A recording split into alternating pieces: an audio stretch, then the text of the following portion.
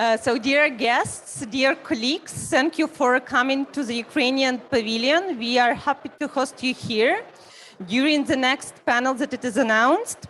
So the topic of the discussions that we are going to enter in right now is the role of gender equality in the decarbonization and green recovery processes that all of us expect to happen starting from just now. My name is Oksana Aliyeva. I'm Climate Change and Energy Policy Program Coordinator at the Kyiv office of the Heinrich Böll Foundation. I work in the topic of the climate change since I remember myself, since I was like visiting Young Nature Friends Club. So this is something that really in my background behind me. But at one moment of my professional work, I did understand that I can't refuse from my female identity, because I was facing all of those problems that women usually face during being employed, looking for a job, working in the energy and energy transition related sectors. So at some point of time when we worked in Ukraine, we came up that we also need to raise this in agenda. And the idea behind this particular event is that it is war happening in Ukraine now. Russia has invaded Ukraine, firstly in 2014 and then in February of this year. But all of us have hope for soon being of Ukraine and start of green recovery. And when we talk about green recovery in Ukrainian discourse, we quite often raise an issue that this could be used as an entry point for future decarbonization, for future environmental modernization of Ukraine. But then we speak about that this could also be used as a socio-ecological transformation entry point. And when we come to this point, then we understood that this is not the case of Ukraine only. This is very worldwide related and quite a common topic, that gender is not enough considered while we are planning our decarbonization and energy transition pathways.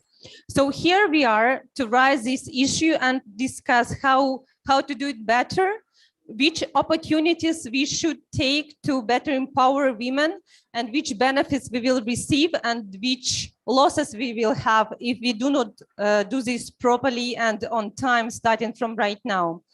I'm very, very happy to have with me here the very distinguished panel of such an excellent experts. And the format of our discussion will be that we will have introductory speech from each of you.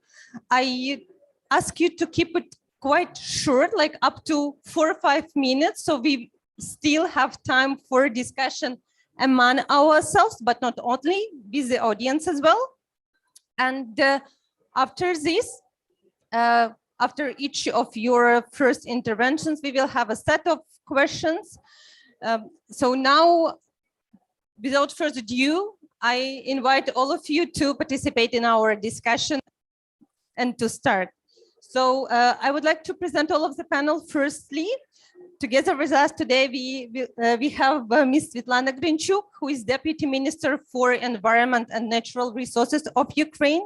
Also, we have Ms. Birgit Schwenk from the Ministry of Economy and Climate Action of Germany. She is Director General for Climate Action.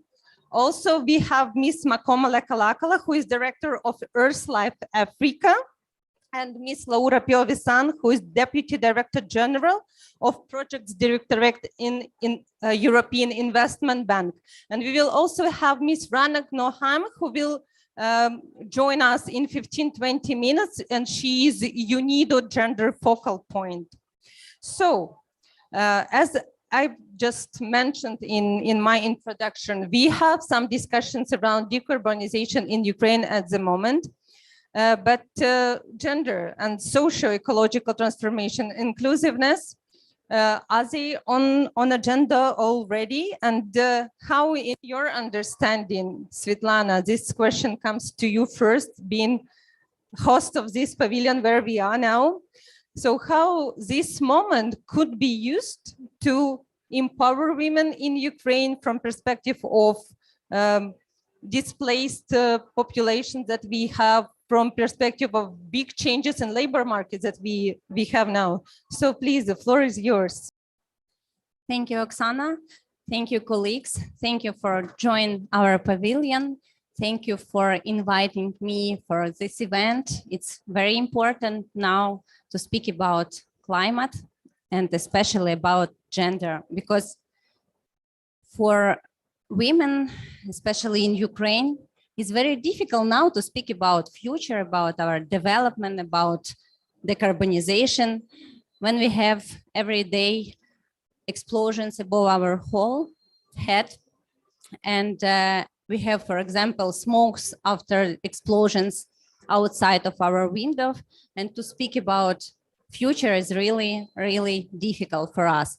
But we try to be positive. We try to do our best for our best future, climate neutral future, ecological friendly future. And we in Ministry of Ecology, we are trying to continue our work, to develop our policy, to implementing our policy. And I think that in this whole spectrum of green recovery and climate change and women empowerment, the social justice is a very important element, maybe the most important element now.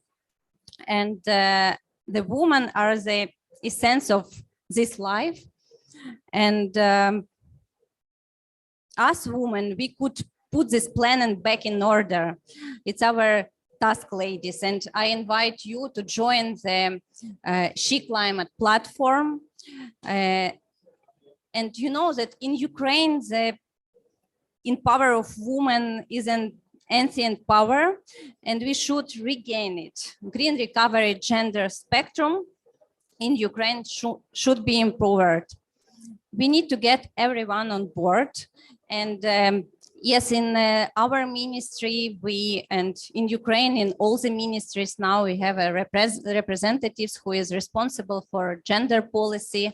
And we need to involve and to invite all the bodies in Ukraine to do our best for improving this policy. And also in Ukraine, we have UN Women Office, and it's also supporting women empowering programs. And we need to add climate and green recovery elements in all these policies, all these activities. And I think that it's our joint efforts, and we should get everyone on board. And I think that today we can discuss a lot of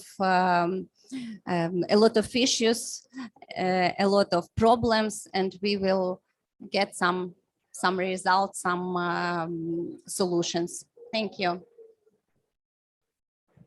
Thank you so much, Svetlana. And you, as being involved in the climate sector since I remember you, like you have such a deep expertise in climate sector. So we do really need a cross-sectoral approach now. It is not enough to be just a gender expert at the moment, or just to be a climate expert at the moment. It is necessary to apply cross-sectoral expertise to be able to address these issues. And here I'm happy to come to the next panelist, to Ms. Birgit Schrank, who is also works in the climate and environment sector of German government since 2001. And Germany is host of G7 now until the end of this year, but also Germany is member country of the Equality in Energy Transition coalition of countries which unite kind of ministerial and creates ministerial platforms of ministries who work for energy transition and also address the gender equality issue. And you, together with colleagues, have conducted this study on representativeness of women and on gender equality and diversity in the energy sector. So to set up the scene and to know what actually where we are now, it is really necessary to have such evidence-based data and gender disaggregated data that is lacking now at the moment. So I'm very happy that we have more studies coming, and we are very keen to know results of the studies that you have conducted with the team, please. Yes, thank you very much. Can you actually hear me with that microphone? Okay, thank you very much. First of all, let me thank you very much for having me here at this panel and actually also at this pavilion. And let me start off by saying how much Germany condemns this war of aggression by Russia on Ukraine, and yeah, how much we support you in resisting this attack. And I must also pay my respect to the fact that even in this situation, you're already thinking about how to build back greener, more sustainable, better. So really a lot of respect, and I really appreciate and yeah, feel I'm marveling at your courage here. So gender and diversity in the energy sector and in climate action, we have a number of challenges here. First of all, we find that women are more affected by climate change than other groups of society, more affected by shortages of energy, more affected by the effects of climate change. And on the other hand, women have less of a say in energy and climate policy. And that is actually a profound problem. So the IEA actually collected some data on how much say women actually have in energy policy. And looking at women in energy-related companies, actually, there are only 5% of top executives in energy-related companies that are women. And even at the level of senior managers, it's only 14%. So I think we're wasting a lot of talent, a lot of skill here, and we're wasting a whole perspective that is different on the energy sector and on climate action. So in the G7, already in 2018, under the Canadian presidency in the G7, we committed to equal by 30 with respect to women in the energy sector. Equal means equal opportunity, equal pay, equal say in energy policy and in energy companies. And being in the presidency this year, we thought that it was time to take stock of what action are the G7 members actually taking, and how could we learn from each other with respect to that action. And we've compiled this report that was published last week. Actually, Annika is here with me, who is one of the driving forces behind collecting this, taking stock of the G7 action. And yeah, we found that there is a lot of progress and a lot of action being taken, but still a lot to be done in the G7 also. So we have the same kind of effect in developed countries, industrialized countries, developing countries, emerging economy, across the board. There's a lot to be done also in G7 countries. So have found that there are some measures that are already quite widespread, which is combating harassment and formal anti-harassment policies, inclusive hiring practices. So, and almost all the G7 members are taking such kind of policies, but there are also other less common practices that are that could be taken up by others, such as implementing an ombudsperson, or implementing possibilities for anonymous reporting. The introduction of quotas is always a hot issue that is being debated. But there's also such things as how gender sensitive is the outreach of companies. So a lot of good ideas that we can share. But what we also found is that we need a better understanding of the barriers that we have. Why is it that we're still in that situation? And we are lacking gender disaggregated data. So there is just not much data on gender issues, gender pay gap, on gender gap in, say, in policies. So we need to still understand that a lot better. And yeah, so I think I'll leave it at that. Sorry, I think my introductory statement was already too long, but these are sort of some fundamental findings that we've had in this report. Thank you. Thank you so much. And you've mentioned that it is also important not only consider gender equality in the energy sector from perspective of how to make in more gender equal way, but to consider outreach as well, so that the results, so that the activity and work in general of the energy sector also leads to better living of all of the groups and of women as well. And it is so important to consider women both as those who can be empowered in the energy sector, but whom energy sector can empower by providing better services and better supply, better access to energy, better access to combat energy poverty, and so on, because women, mostly those who are considered as energy power group of population.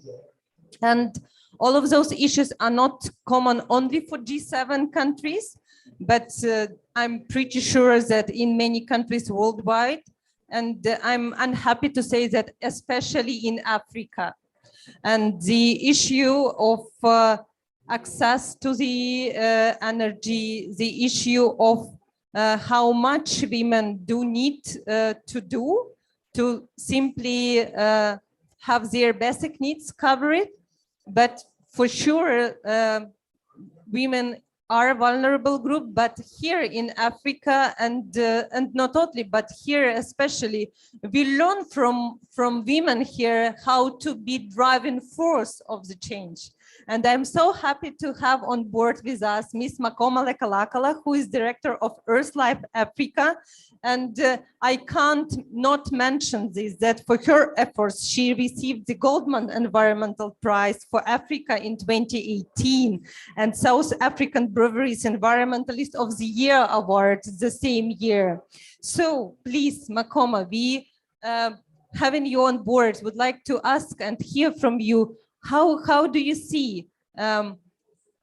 We mentioned that it is not enough done at the moment, but we also need to know and to consider what we will lose even more if we don't step right now. So please, the floor is yours. Good afternoon, and thank you very much. And I'm honored today to be able to pledge solidarity with the Ukrainian people. This situation, it's a situation that affects us on an everyday basis. And I would like to send that message to the Ukrainian people. When we talk about decarbonization or a transition to a low carbon development, this is not just an environmental issue or a climate change issue. It is much more directly a social and economic issue, which has profound implications for future livelihoods of the people. And it is a gender issue. That would mean that when we talk about a transition, about decarbonization, it is a matter of ensuring that everyone is part of that. That is, we don't leave anyone behind. If it's not inclusive, it is not involving everyone, so it's not just.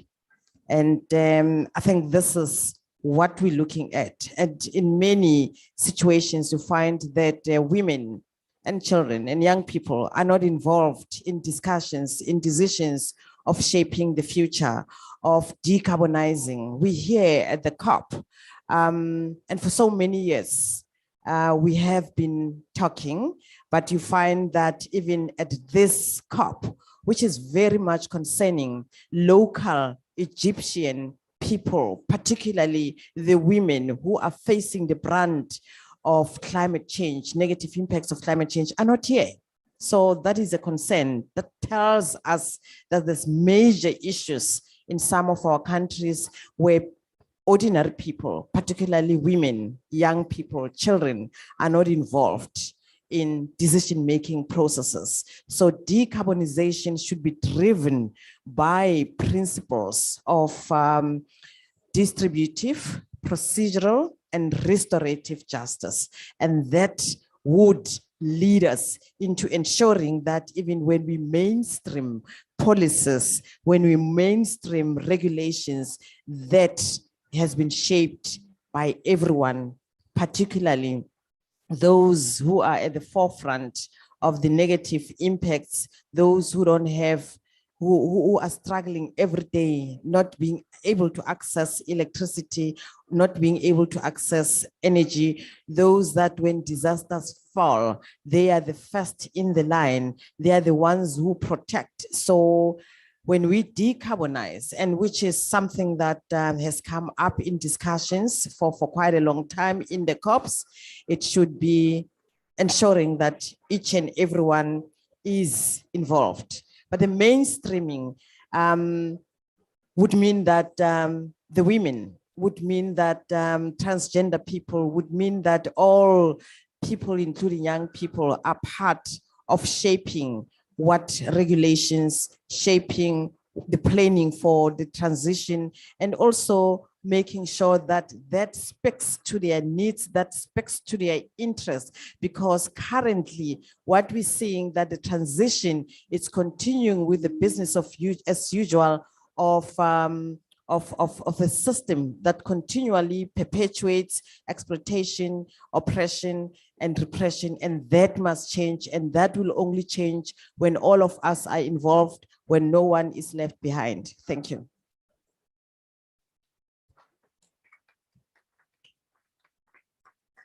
Thank you so much, Makoma. And this is so powerful and sad at the same time, because as we were heard just from Birgit before, only even in G7 countries, only 14% of women are at the high level positions in the energy related companies. And it is unfortunately the case. So then, for example, when it comes about employment and having job interviews, that if people of the same gender are taking decisions, that it is likely that they will hire the person of the same gender that they are. So without having women engaged into the setting policies, I guess that it will be either impossible or at least unlikely to have those deep changes that we need to have. And many of those instruments that are available to engage women in better and other groups, as you have just said, into the political decision-making in the energy sector should be applied, and we will come to them a bit later in our discussion today. And when it comes about change necessary, it is absolutely necessary to know which resources do we have to channel the change that we would like to achieve. And unfortunately, as we see right now, financial flows are not all of the time even climate sensitive. So they even not all of the time align with the Paris Agreement goals. And now we talk that they should align both with gender and climate needs. I know that this is quite ambitious questions, but it goes to you, Lorena, how to do this, how to align these financial flows, please. Thank you very much, Roxana, and thank you really for inviting me here to this very interesting and engaging discussion, and in this pavilion, the Ukrainian pavilion, and I can only subscribe to what our two previous speakers have said in terms of support of Ukrainian people and condemnation of the Russian invasion of Ukraine, but also how inspiring it is to be here to discuss about a greener and more inclusive future with you. So really, thank you very much. So I'm happy to be able to bring my own contribution talking about financial flow. So as the EU Investment Bank, we are of course very much concerned on the need and resources to have the resources to be able to address this double challenge and aligning the financial flows with both climate and gender needs. I don't think I need to explain why, because I think the three previous speakers have been so eloquent on both the economic, ethical imperative, but also the clear business rationale behind this, talking about how energy companies, but also more broadly companies which are female-led, which have more diversity in the workforce, in the board, are better at addressing the green agenda, the decarbonization challenge. And this has been shown several times with numbers which are really, really impressive. At the same time, we have other numbers which are equally impressive, but for the opposite reason, they are too low. The Climate Policy Institute found that in 2020, less than 5% of private sector, public and blended climate finance also addressed equality needs. So we know that there is a very clear rationale, and we measure that there is not enough financing flowing to the nexus of gender and climate. There is plenty of data and evidence, but this needs to be done and needs to be done at a much more significant level. So how can we align financial flows with climate and gender needs? So first of all, we've heard about the data. I spoke myself about the data. We need to broaden this awareness about this data and appreciate that the full participation of women as leaders, as employees, as entrepreneurs and consumers is essential for climate finance to be effective. Only when we broaden this awareness, we will see this shift. My second point is about the fact that investors and other financial actors need to be more intentional about how we seek to align financial flows with climate and gender needs, and to develop both integrated policies, but also targeted action. And finally, my last point on how this needs to be done is, of course, the need to have more gender diversity in the decision makers when it comes to the investments fund, when it comes to the banks, when it comes to everyone which is active in this area. So how are we doing this at the European Investment Bank? So first of all, the European Bank, as the EU bank, is also the climate bank. So we are very much committing to, first of all, increase the share of our financing for climate, and secondly, ensure that all our projects are adapted for climate, so resilient to climate, and also aligned with the objective of the Paris Agreement. At the same time, in our Climate Bank roadmap, so our strategy for climate, we set out our ambition not only to accelerate the climate finance, but also that such financing should be gender smart, socially inclusive, and support building resilience in fragile and conflict affected areas. What this means in practice is that when we look at financing projects on the ground, we look to finance projects that deliver both on climate as well as on gender equality, social inclusion, and resilience. So let me give you a few concrete examples. So we support female entrepreneurs and fund managers active in climate and environment space. For example, in Southeast Asia, we supported the Jasmine Private Capital Fund, which is a female fund which invests in SME, looking for solutions for adaptation and mitigation. We support projects and businesses which provide green employment, leadership and opportunities for women, but enhance equal access and benefit from low carbon and climate resilient infrastructure service. And third, investments that help to address gender and social inequalities. such as energy poverty, for example. We are convinced that we do need a strong partnership, and we do need to step up finance that addresses both these two challenges, the climate and gender, because these would indeed support a better economy, a greener economy, and also a more stable and peaceful economy. Thank you. Thank you so much, Laura, for this. I was really impressed by the number of only 5% of the money that are gender sensitive. Like, this is really incredible. At the same time, opens for us knowledge that there are 95% more money that could be also gender sensitive and could be available for reaching both climate and gender targets. And let me welcome Ms. Rana Konheim from UNIDO.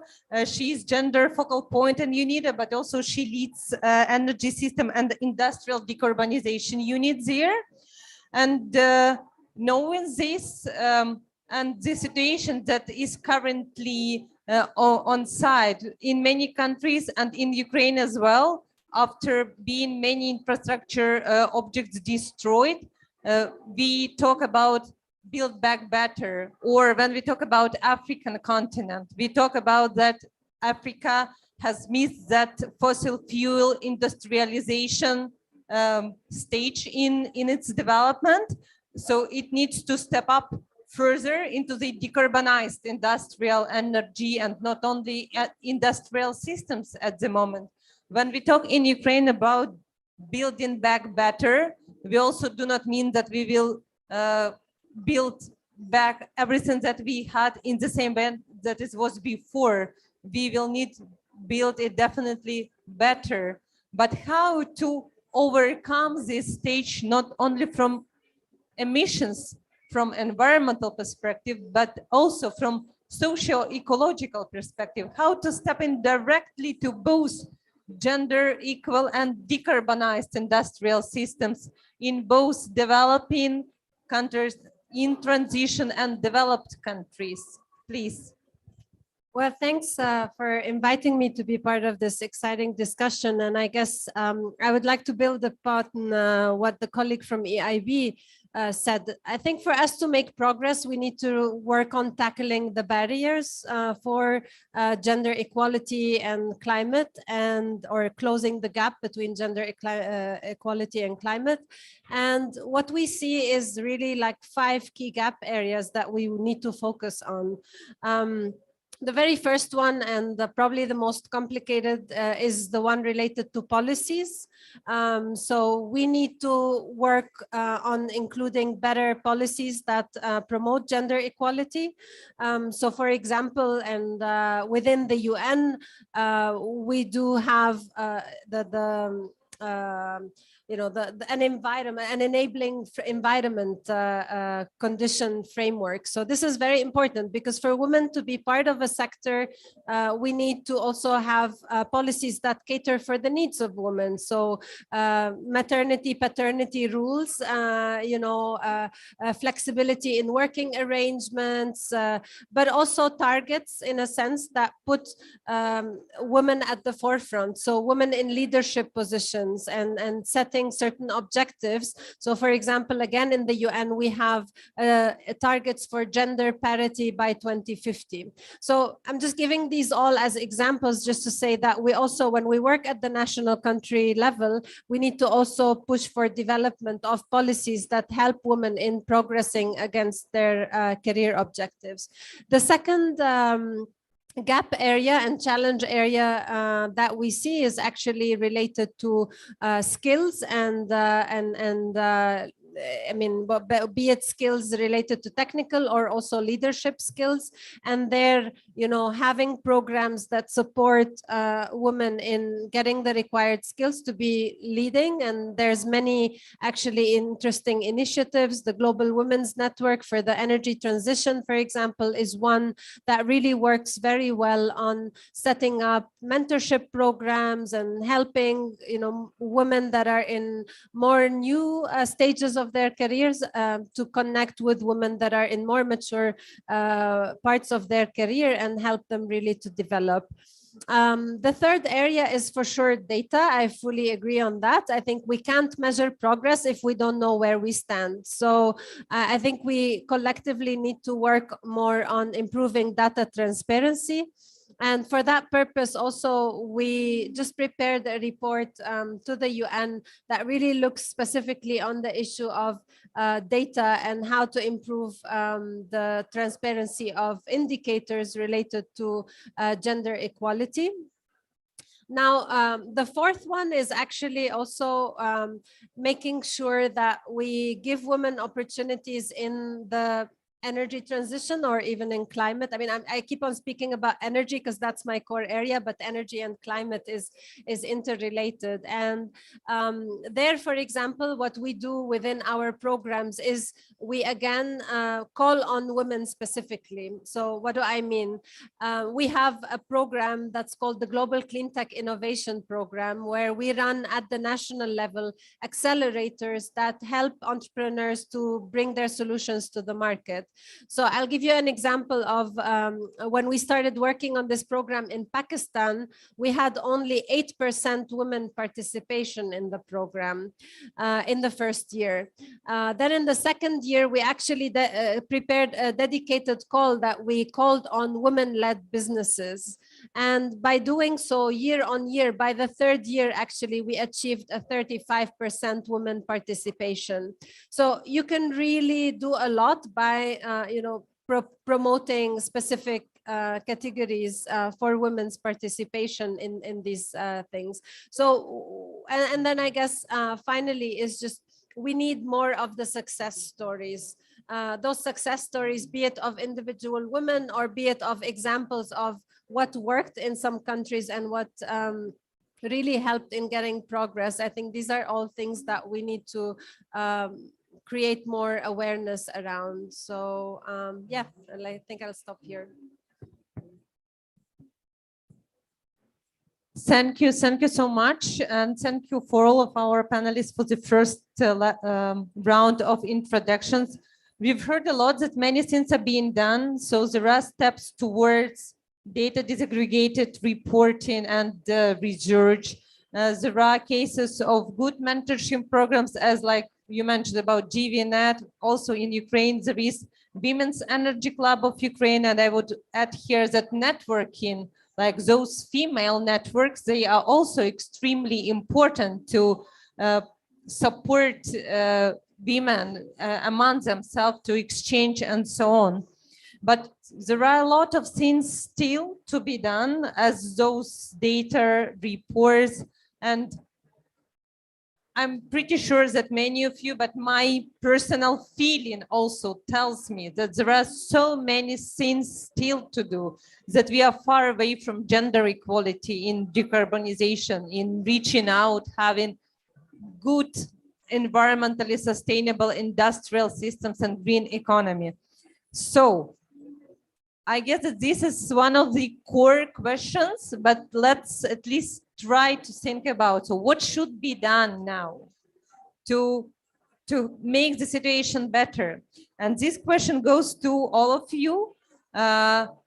We have touched upon some of the possible mechanisms like quotas or special programs for female education, maybe. So what do you think is the most important? So this question is to come to all of you. So at some point, each of you will be asked by me precisely.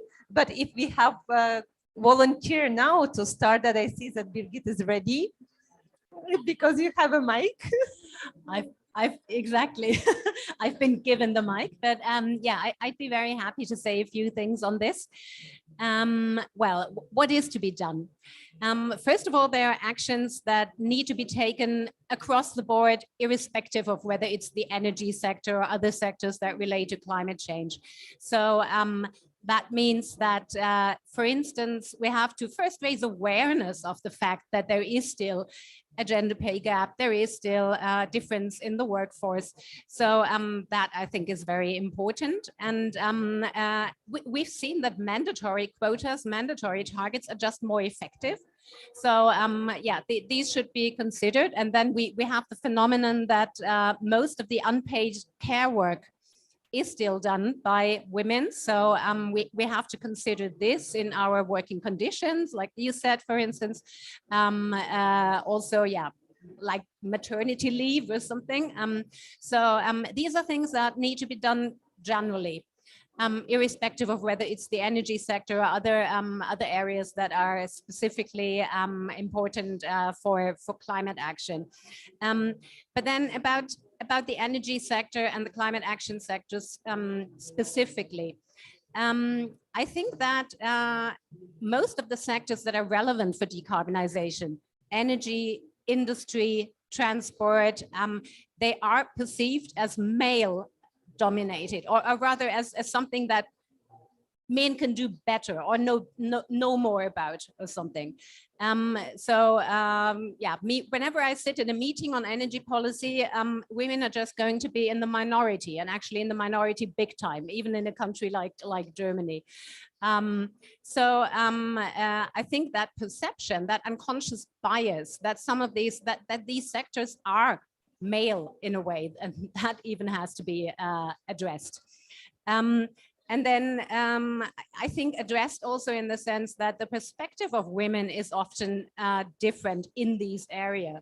So for instance, talking about the transport sector, men just drive more in cars, whereas women go more by foot. So that gives you a different perspective of a very important sector, a very different perspective of what should be done in this sector. So I think that is something that we also have to become aware of. And then yes, looking at who's affected by climate change, by, for instance, at the moment, the rising energy costs and also the food crisis. It affects groups that are at a disadvantage anyway, and these are also disproportionately women. So if we are fighting the problems that we have at the moment with energy costs, for instance, let's have this support very targeted on the vulnerable groups, and then that will more or less automatically benefit women a lot. So I think that, yeah, these are the first few thoughts that I'm having on the subject. So please, yes, Makama. I'm not sure, maybe you should rephrase that, the question that you've just asked. If you say what should be done, it would be like we being prescriptive of what people should do. The local language, local situations are very important. And the local situations also taking into considerations the cultures and traditions of people. Sometimes we see cultures and traditions as if they're being repressive, not knowing that there's a power beneath that, and that should be acknowledged. So local situations that would provide the answer as what needs to be done. The local indigenous systems, what people have been surviving on for generations and generations. That's one thing that I think it's being missed a lot, and that is the answer to some of the problems that we have. So everywhere, any corner of the world, there's those local knowledge, local indigenous systems that people have used, and that should be what drives or what leads or what is being used to make sure that everyone gets involved and everyone is part of the decision-making processes. And the other thing is that we need to learn also from other experiences. The other experiences may incite our thinking to think differently and creatively so that we can bring about gender equality or accelerate living a low carbon life. So those are some of the things that we can learn from other people. But what is important is that the the local situations and learning from the past that could actually bring about the solutions that we are looking for. And the gender considerations in many societies, we should find the power beneath, and that power beneath is the power that would assist. I mean, what's so positive is that you're thinking about what needs to be done, and there's a power beneath. I think from the people, you listen to what people are saying, to intergenerational, the elder stories, they would be able to provide answers. And you can only learn from us or from other communities, but that's where the power is. Thank you. Thank you so much. And for touching upon the issue of local level, of local communities, we also talk often about decentralized energy systems as a potential. So maybe our first speakers who will also address this question can address the issue of decentralized energy system potential to unlock gender equality potential. Laura? Yes, no, absolutely. I think I was nodding hearing the previous speaker, because indeed it is important when looking at what can be done, what are the barriers, to keep the local context in mind to improve the inclusiveness. And you correctly mentioned a very good example, decentralized energy system. Also, I think what is important is what Rana mentioned before, looking at what are the barriers for employment in companies, leadership in companies, and particularly in this male-dominated sector, or traditionally male-dominated sector, like energy, like transport. So maybe I can bring two concrete positive examples, because I think that beyond data, which is clearly something that can be very powerful in this area, also having concrete examples of things that have worked can be very, very powerful. So, for example, we are investing in a company, Neoenergia, a Brazilian power company. And this company has opened an electrician school, targeting women to end the idea that an electrician is a man's job. So how do we support skills? How do we support skills in sectors which both technical and of course managerial, but in sectors which are traditionally male dominated? The second area and the second barrier, which is important, is the access to childcare and workplace policies. So another example on this, we supported the Bangalore Metro investments, and there this does not only support the low carbon transition, but also quality jobs for women, because it provides crash facilities for employee children, and also there is a workplace policy in terms of the being able to work for women close to a station, close to where they live, and also on the night shift, for example. So policy, friendly policy in all these kind of areas. And this would, you know, this type of policies would open up the opportunities, the job opportunities which are reserved for women. Another example is also when, you know, very close to this pavilion, the bank also supported facilities and investments for Ukrainian refugees in other countries in Europe. And there it was very important to have this focus on women and children, given that the majority of these refugees, unfortunately, is women and children. So the facilities need to be designed with the needs of this specific population in mind. And this is something we have supported, in particular in Poland. And I think it's a very good example as well. Thank you so much, Laura. And if you have already mentioned Ukraine and IDPs, and not only internally displaced people, but those also who fled the country, so maybe Svetlana, you would be the next to be asked by me. So please take a mic. and what should be done to better empower women, engage women, and to create better life for them by providing better energy access and better employment in the industrialized systems that are male, unfortunately, dominated, at least in understanding of someone. Thank you, Oksana. Thank you, all colleagues, for your job, for your work, for Ukrainian, especially Ukrainian women and children, because what you mentioned today, it's really big job and big support for us, for Ukrainian nation. And yes, now in Ukraine we have situation, then we're planning our green recovery, and I think that this green recovery would be like first point, entry point to rebuild our system, our decarbonization, ecological modernization, social transformation as well. And social justice and gender should become like cross-cutting issues in this green recovery. So we then can build better, not only for perspective of environmental performance, but a broader. And now we have a situation in Ukraine that a lot of refugees from Ukraine because of war in Europe and different countries is women and children. And we need to think in Ukraine how to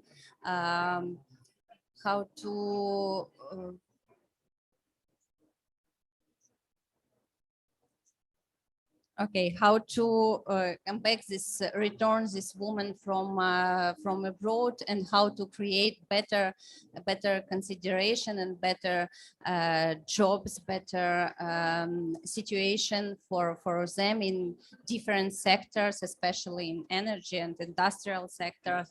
And also we need to involve and to engage women for decision making in this planning green recovery process. And I think it could be helpful for all of us to find a better solution for women and children in Ukraine. And also I think that we need to involve all the stakeholders, all the parties of this process to find the better ESG solutions, ESG performance. And we are trying in Ukraine to do all the best in during this process. Thank you, Svetlana, and for mentioning different stakeholders, inter-stakeholder approach that is necessary. We will come to this in a second. And Rana, you have mentioned already some of the general instruments which could be response to barriers, like better policies, leadership examples, skills, and so on. But maybe you would like to underline some specific instruments that you use in UNIDO in your programs, and maybe those that we have talked a lot already about decentralization in production, in building new industries. Maybe this is also could be an instrument. Yeah, absolutely. I just want to say, like, really second a lot this point about culture, and you know, what we see and what we accept is like the basis. So I mean, I guess we've all seen the picture of the Leaders Summit at the Climate Change Convention, and it's, you know, really women are not there. This is something we have to change. And equally also, this is a women's event, and I mean, thank you, sir, thank you. We really are very grateful to those men that are like joining us, because that's really, it's not only a women's issue, you know.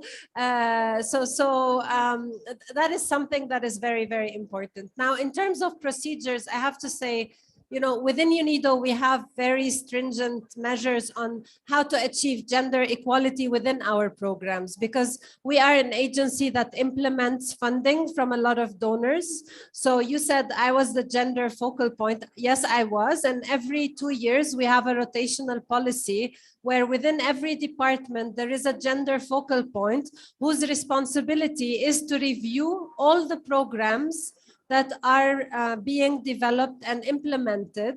You know, so we have on average around $100 million that we get every year of grant funding that we disperse for different countries.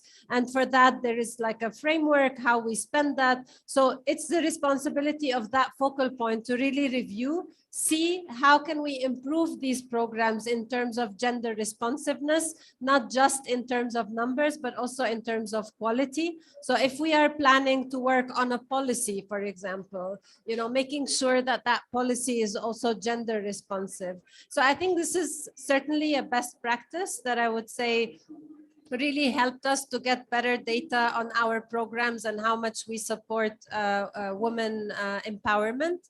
And then in terms of actual examples on the ground, and maybe more related to the skills side. So for example, in Gambia, we worked on training women on preparing for installations of solar rooftops. You know, that was not something they did, because there, what they did was that they go and fetch wood, and they spend quite a lot of time actually to go get the wood from different places. It also affects them, their health and all that. So really by working with women associations on developing a training program targeting women and making them, you know, qualified technicians to install solar rooftops, I think this was a great opportunity to give the women better jobs, to improve energy access, and at the same time set an example that this is a job that can be done by women. Another example I like quite a lot, it's not supported by UNIDO, but actually there's an entrepreneur from the US, and basically she has a bag that's just has a solar PV system that helps in powering clinics in Africa. And her objective is just, she's a medical doctor actually, she's not even an energy technician, but she saw that there's quite a lot of high mortality for women that are going into delivery rooms in Africa, but don't even have a light, you know, in that hospital. So, you know, again, I think we need to know more and more about these examples and see how can we deploy faster and deploy more of these examples and in different countries. But there's quite a lot that's happening and quite a lot of remarkable work, I have to say. Absolutely. And thank you for underlining that this is actually not a women issue when we speak about gender equality, when we speak about family friendly approaches in workplace. This is true for both men and women, that they receive better working conditions and better work-life balance and so on. Not only women benefit, or about having electricity in hospitals. This is not only benefit for women. Everyone who receives service there will benefit from it. So, and no one is immune to appear sometime in hospital. So this is necessary things to do. And thank you so much for underlining these good examples. I really see that we need to have more public visible these good examples and to tell about them more. So I really hope that if you have this published, we will be happy to share reports, examples, and worldwide, all of us, just to show that all of the communities could benefit from this. I will set the next round of questions to our panelists, but please be aware that after this, we will be opening the discussion with the audience. Unless some of you have very urgent direct questions right now, then we can do it so. But if not, we can continue with the next round and I will address the audience afterwards. As we have on this distinguished panel representatives of different stakeholders, and we briefly mentioned already that inter-stakeholder engagement and cooperation is necessary. We have government, we have civil society, we have international organizations working with industries and bank sector present here. So from your perspective, I would like to ask also each of you, which should be the role of each sector, of each stakeholder in this process, and how you see, is there a potential for better cooperation? Is it necessary to coordinate more on inter-stakeholder level, or each sector can already contribute at this moment already without being more engaged with others? So if we have volunteers to address it directly, using my previous logic with the person who has a mic in hand. Yeah, I see, Birgit, that you are not taking the mic this time, but please, Ms. Lakalakova. Okay, let me start. I just hope that I heard your question correctly. But I believe that there's instruments that can be used, legal instruments. For example, if we have not been talking for ages, we would come up with a climate change convention. And that climate change convention, I think it would realize that those that are impacted negatively should be protected and also should be part of deciding and defining what needs to happen. And besides the convention that we really wanted, it's long overdue, there are other instruments at, I think, national level. For an example, in South Africa, our legislation is very gender sensitive, and we have legislation that really promotes gender equality. And those some of the instruments that I think we should be making use of them. We should be ensuring that they are implemented, because in many countries you find that there's that kind of instruments, but they are not utilized effectively. So the other, what else can be done? I think within the local communities, there's also instruments that can be used, and also the way of life of people can actually direct what also can be done so that we can achieve gender equality, and also that maybe in our instance to eradicate energy poverty, if we use the SDGs effectively, that can assist. But the optimistic thing that really touches me, because one is that I think we have normalized the abnormal.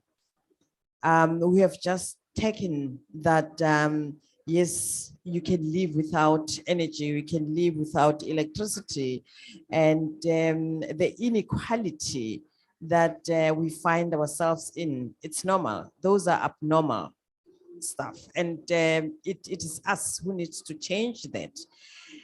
And that's why I'm saying I'm very optimistic, and I'm very, it's something that really is exciting to find that people who find themselves in a war zone are already thinking about tomorrow.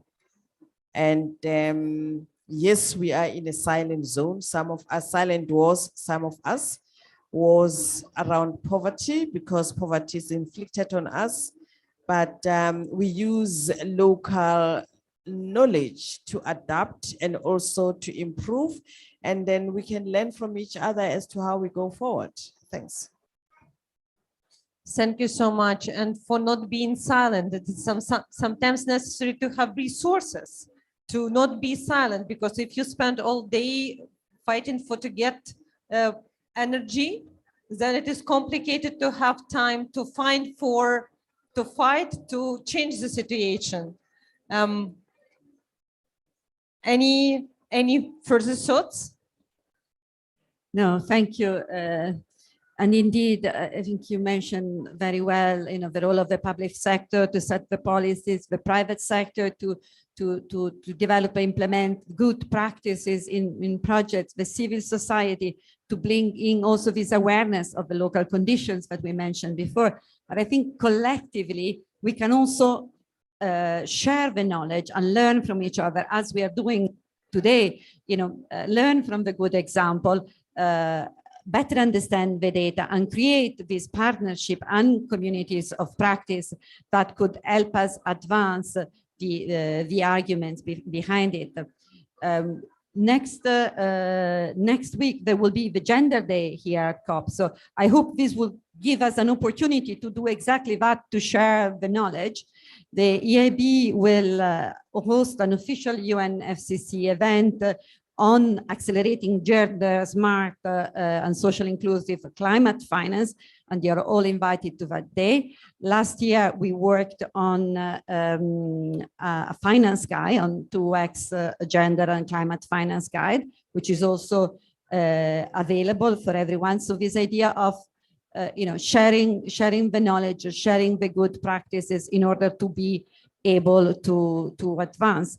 Overall, I think I am optimistic, because even if there is not enough data awareness and maybe not enough data, what there is gives a compelling case for economic growth and a more stable and, as I mentioned, peaceful society if there is more engagement and more gender inclusiveness in more broadly in our investment. And we see demand for that in Europe, outside Europe, and we see that this is growing.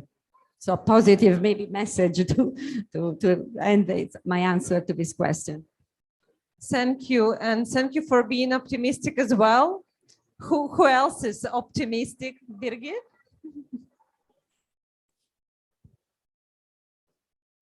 Thank you very much. And your original question is, what do different groups of society, different actors have, well, what should they do about diversity and gender equality? And I want to pick up a point that you mentioned before, and that is that we need the male allies. So this is not just an issue that benefits women, but rather it benefits the whole of society. So there are also, of course, men that bring this subject forward, but maybe we should give them more visibility actually in the discussion. So if you have, say, I don't know, a man saying that he won't be a member of a board if there are not women in the board as well, that would be a very powerful statement, and more powerful or more raising more attention and more credibility, I think, than women saying the same thing. So we need our male allies. So thank you very much for the men who are here. Well, and then I would mention that how important actually civil society is also in shaping government policies. So I know that it can be frustrating for civil society actors that they have the feeling they're not changing very much, but they are. And I can say that from our perspective in Germany, when we had the first beginnings of the strong youth movement for climate action, Fridays for Future, that really was a game changer in Germany with respect to government policies. It really allowed us, from the environment and climate perspective, to have more leeway actually, or more power in changing policies. And suddenly we had a situation where we could implement a very ambitious climate law, where we could raise the ambition of our own national target, which is now climate neutrality by 2045. And I think there is really a very strong influence of civil society, even though yeah, if I were a civil society actor, sometimes I'd be frustrated as well, obviously. But yeah, don't underestimate your power in civil society, not at all. You are powerful. And then, of course, what can governments do? I come from the government. Well, first, I mentioned already setting very clear targets and having a very targeted gender sensitive policy. So that is very important. And then I would like to pick up on your point that in bilateral economic cooperation, in our relationships with developing countries, we have to become a lot more gender sensitive. in my ministry, we have, first of all, we have energy partnerships with a number of other countries, for instance, Ukraine. And I'm very grateful for that really good partnership as well. And so we're trying to make this gender sensitive as well. We have an information campaign, Women Energize Women, so which I think is a very good and successful movement. So yeah, fostering women's empowerment also in these kind of partnerships in the energy sector is very important. And then we have the International Climate Initiative that is subsidizing, well, that is financing bilateral and multilateral cooperation projects on climate action, and we have implemented a gender strategy in that International Climate Initiative. So I'm quite a bit proud of having that implemented. So yeah, I think that is a very important area to work on as well. So yeah, just a few highlights. Thank you. Thank you. I would also like to acknowledge that under the German-Ukrainian Energy Partnership, there is a program of Women in Energy United for Ukraine, and a lot of support is given for refugees women, for example, in Ukraine, or for those women who are still employed in the energy sector. So this is really something visible when it is incorporated into the bilateral cooperation in such sector as an energy one.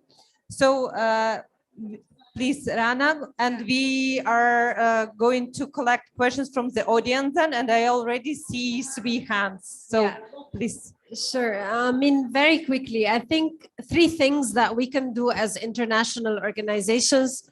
First is walk the walk, in a sense. So really being those agents of change, showing that we are doing it also and inspiring others. Second is actually ensuring that our programs are gender sensitive. And third is more promoting this international collaboration around some of these topics by convening relevant debates, by challenging countries to make more ambition. So, for example, last year at the high-level dialogue on energy, we launched something called the Gender Energy Compact, where we are actually challenging governments to, well, not just governments, in fact, also private sector and others, to do better on the gender energy nexus in these 5 areas that I described earlier. So I think these are for sure 3 areas in which we as international organizations contribute to this topic. Thank you so much. So I already see a few hands. While raising your question, please present yourself firstly, then whom you address your question, and then the question itself. So please. So my name is Tamara Lawrence, and I'm a member of the Women's International League for Peace and Freedom, which is a member of the Women Gender Constituency. And I just have a comment that I'm hoping that the German panelist can address. Our position is that gender responsive decarbonization, green recovery is impossible with rising militarism and military spending. So our countries, Canada, the United States, the other NATO countries have massively increased military spending, and we're buying things like a new fleet of F-35 fighter jets and not investing adequately in climate financing and loss and damage that developing countries desperately need. And then I also just want to say quickly that I have some pens and leaflets. We are opposed to NATO, and we think that it's a threat to people and the planet. So I have information about that, and I have some pins. Thank you for having this. We are here to exchange, so I guess that you can do it bilaterally after the event. This is a very urgent question from many perspectives, because we know the position of many international feminist movement on military. I just wanted to say one thing, that I'm being a female, fled my country with my daughter, and I'm being here just due to military working in my country, because when I fled, Russian troops stayed 10 kilometers far from my house, which I can't come back now because there is no electricity there because of the Russian shellings. So sorry for taking this note on behalf of the moderator, but I just can't be silent on this. So, but thank you for writing this question because it is really important for international community. So please, the next question. Johanna Süder from the Heinrich Böll Foundation. I have a more personal question to you. You're all women, especially now, and we were talking of empowering women. What is empowering you, yourself, but also what conditions have empowered you? Thank you for such very inspirational question. We can leave that mic for the audience. We have another. So any of you would like to address it now? What drives you personally?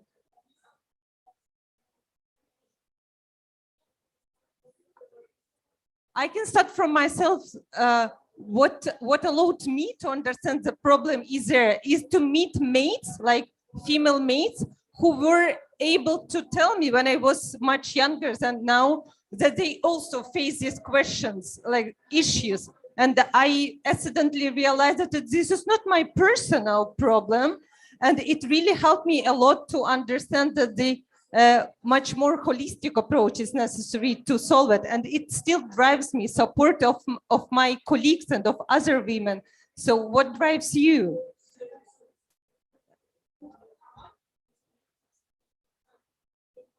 I come from Africa.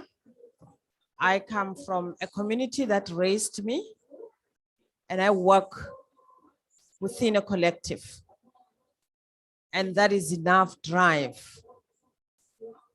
because we have this principle, concept, or a way of life of Ubuntu, that you are because of others.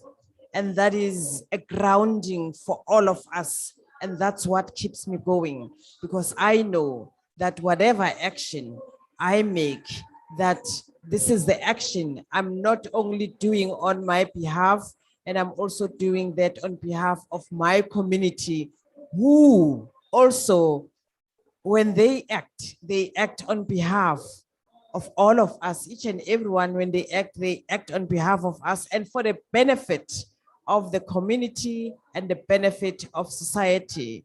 And lastly, what really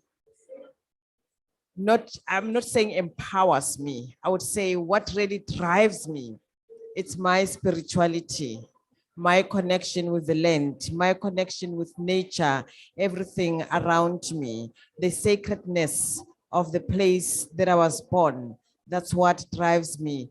That spirituality is connected to the natural environment around me. And I'm not anything without that. Thank you. Thank you so much for such infilling us. Laura, would you like to add on this? Well, just to complement, indeed, very personally, what drives me and energizes me, I mean, this week here at COP is not only the example of the few but important leaders that we have, the female leaders, but also, and even more, the strength and the energy of the young, girls and young women here at COP, very much present from all over the world, and with so much energy. I will go home with being much more motivated than when I left. Thank you for this. Thank you, Svetlana. Yeah, thank you. It's very difficult question for me. I didn't see my daughter for a long time. She's 9. And I decided to stay in Ukraine and to work for my country, to do my best for my country, to do my best for the victory, our victory. And I think that it's my better energy, the energizes, yes. And I want to come back my daughter to back home, and in green country, in recover country, in peace country. And it's my I don't know, my Internal power. yes, internal power and my big goal of my life. Thank you. Thank you so much. Rana.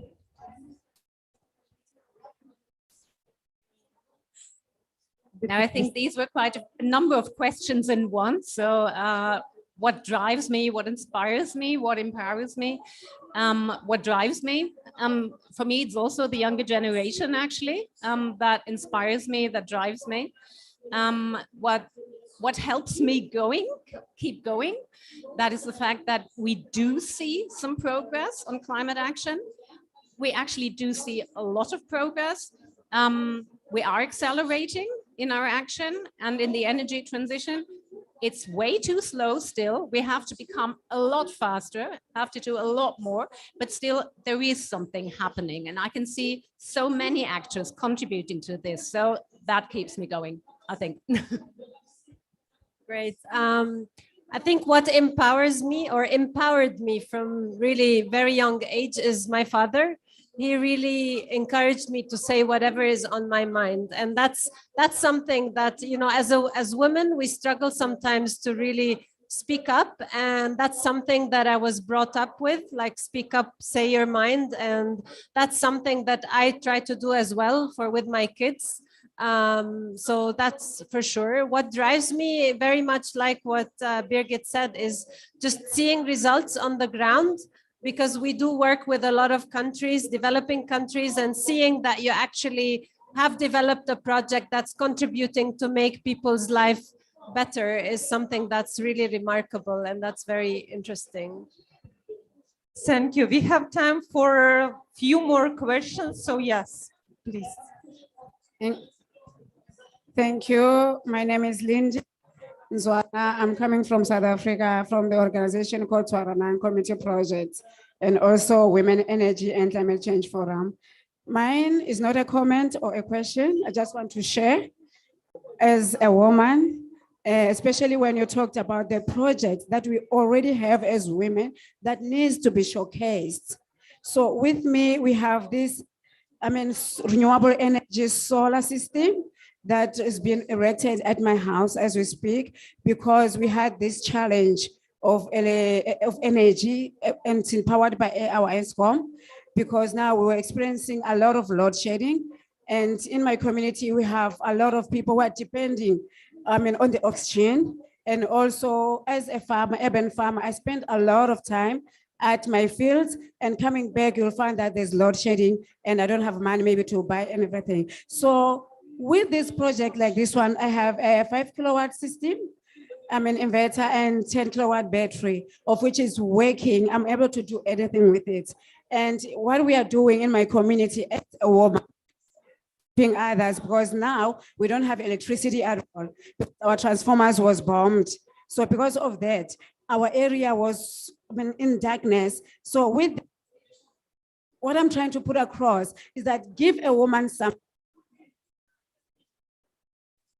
With that system, I'm now able to help my communities to come into the house and have their phones charged, their electric charged, because we cannot live without our communication lines, because they're always in emergency. So when we invest in women and we empower projects like this of women, we surely know that women are going to do it. Not that I'm against men, but women, I'm able to go out and leave my house open for other women to be able to source out help out of my house. So we really need more of these projects. So I thank you. And then, by the way, the project is called Social Owned.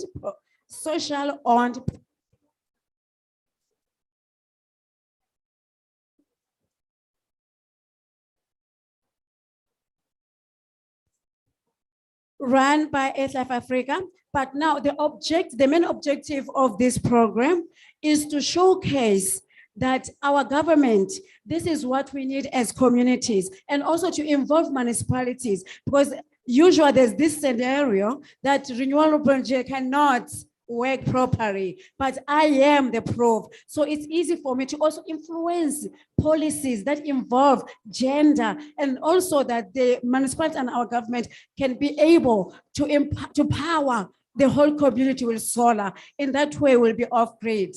So I think we need more of this. And I don't know what to say. I'm so passionate about women.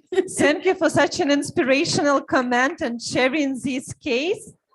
Do we have more questions from the audience? So yes, please. Yes, so my name is Luta. I am with Young Volunteers for the Environment. We work with women and women groups, and we provide them with improved clean cooking solutions and also solar lamps as alternative energy, especially rural women who do not have access to the national grid for electrification. It's interesting. It's my first time that I sit through a decarbonization discussion, and my interest is in the point that Madam Bridget made, that only 5% of women are sitting in the board of energy corporations. And when we look at the situation here now, in the meeting rooms where the decision making is taking place, we find only 2 women, or 1 or none, and it's business as usual. I don't know if the men realize that women are not in the room, but how can we as women, now that we're having this discussion and 90% is women, how do we expect to, what kind of actions can we take to ensure that we include them and they include us? Because we're speaking of gender equality, and I think that most of the time when we talk about gender, there's that tendency of referring to women and not looking at the role that the 2 play. So what exactly concretely can we do as women and as those who are fighting for gender equality take to ensure that we take part in those decisions and we also include them in making them realize our perspective? Thank you for this question. I would like to add on that not only women, but men who fight for gender equality, what they can do after leaving this room. No, not only. We have one more question, and I propose that we collect this, then we address, because we are. So do you have a question? So please. All right, so let me stand. Thank you very much for fighting for me. So my name is Wilberforce. I work with an organization promoting agroecology. That's Alliance for Food Sovereignty in Africa. But I also work with the Center for Indigenous Knowledge and Organizational Development. And I think I like what she said about, and also for the donors. I think for me, the important thing is to base our interventions on local content. We are promoting endogenous development based on people's worldviews. You know, so it's very important for us to understand the local basis for gender and build on that one. And as she mentioned, Ubuntu. But I think most of the times we go and we try to prescribe the solutions for the people. But I think we need to identify the local basis and build on that one. So thanks for the opportunity. Thank you so much for this comment. We will collect this question as well and address it with yours. So please. Thank you very much. Actually, my comment is very close to what he had. My comment is very close to what he had just said. I come from the Gambia, West Africa. I am the Minister of Gender, Children, and Social Welfare. I agree with all of you. For a very long time, programs have been developed in isolation of women. And as a result, the programs never succeeded. We thought of that and we started developing programs for women. Not with women, but for women. Those ones didn't succeed either.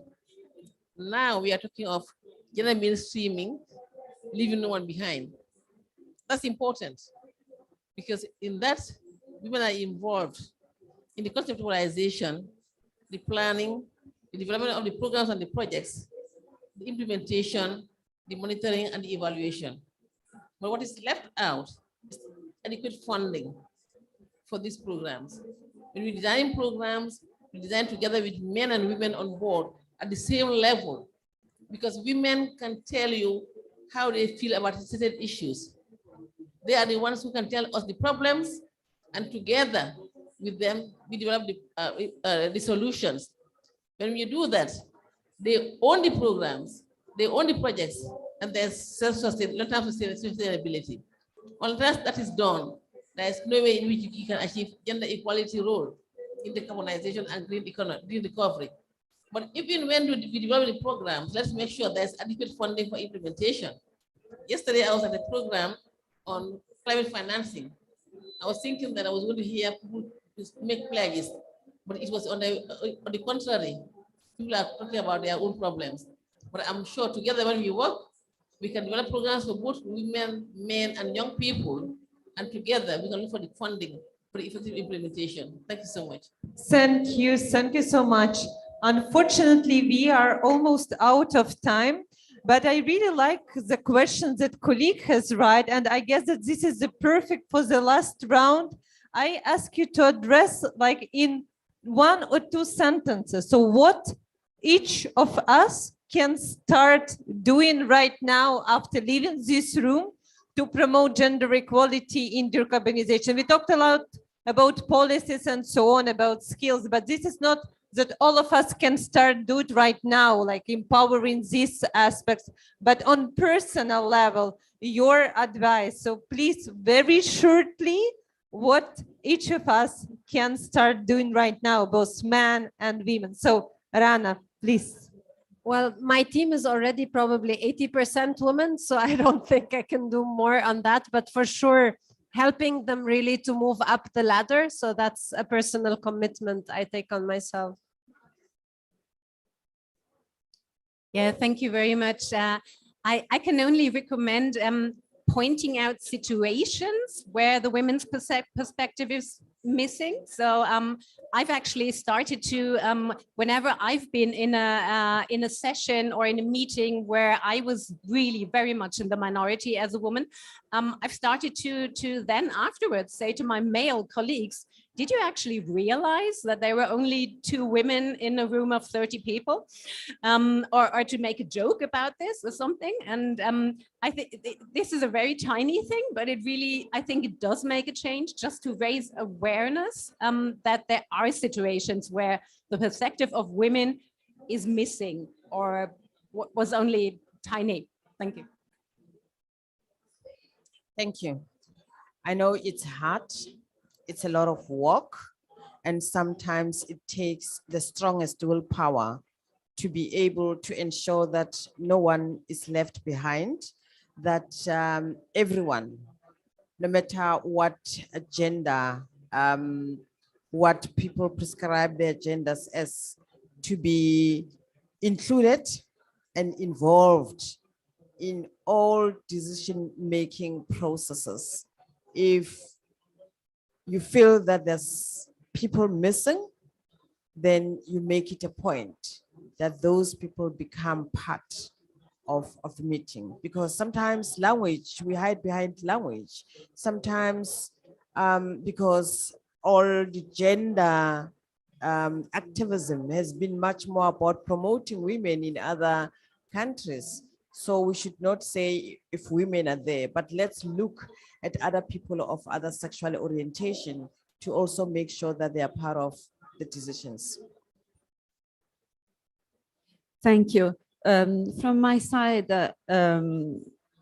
I think the case has been made today that indeed looking at climate and the transition, more inclusiveness, more involvement of women, both in identifying the solutions and also being part of the workforce and the leadership on this in this area, make for better investment, better solution, a better world. And I think we all need to become more aware of that and be ambassador of this. I spoke about data and the importance of data. I'm an engineer, so numbers and data speak very much to me. And as I said, we have compelling data to show that, not only this, we can quantify how much better the economies and the companies would be if there is more female engagement. So let's make everyone more aware of this reality. No, it's not, it's for a better world for everyone.